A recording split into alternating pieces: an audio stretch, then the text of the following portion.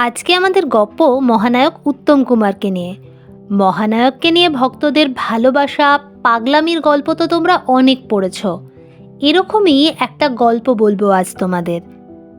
মহানায়ক চলে যাবার পর বহু বছর ধরে 24শে জুলাইয়ের সকালে এক পাগল ভক্ত আসতেন প্রত্যন্ত গ্রাম থেকে ট্রেন ধরে। বহু দূরের পথ পেরিয়ে তিনি আসতেন মহানায়কের ভবানীপুরের বাড়িতে। কাউকেই তেমন কিছু বলতেন না, শুধু বাড়ির গেটের বাইরে এক কোণে বসে তার ঝোলা থেকে বের করতেন সুগন্ধি ধূপ। তারই মধ্যে থেকে দু একখানি জ্বালাতেন। কখনো বেল, কখনো বা রজনীগন্ধার মালা দুটোকে এমনভাবে পাশাপাশি রাখতেন সে যেন তার গুরুদেবের চরণ যুগল। আর তার ওপর একের পর এক মহানায়কের ছবির গান গেয়ে চলতেন সারা দিন ধরে।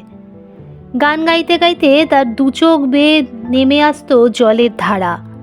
এভাবেই তিনি তার প্রিয় মহানায়কের প্রয়াণ দিবসে তারই ছবির গানের মধ্যে দিয়ে তাকে শ্রদ্ধাঞ্জলি জ্ঞাপন করতেন। দিনান্তে আবার ধীর পায়ে চলে যেতেন নিজের বাড়িতে। আবারও ফিরে আসতেন ঠিক পরের বছর 24শে জুলাইয়ের সকালে। শিল্পীর জন্ম বোধহয় এভাবেই সার্থকতা পায়, অমরত্ব পায়। ভক্তের ভালোবাসার চেয়ে বড় সম্বর্ধনা বোধহয় শিল্পীর কাছে আর কিছু হতে পারে না।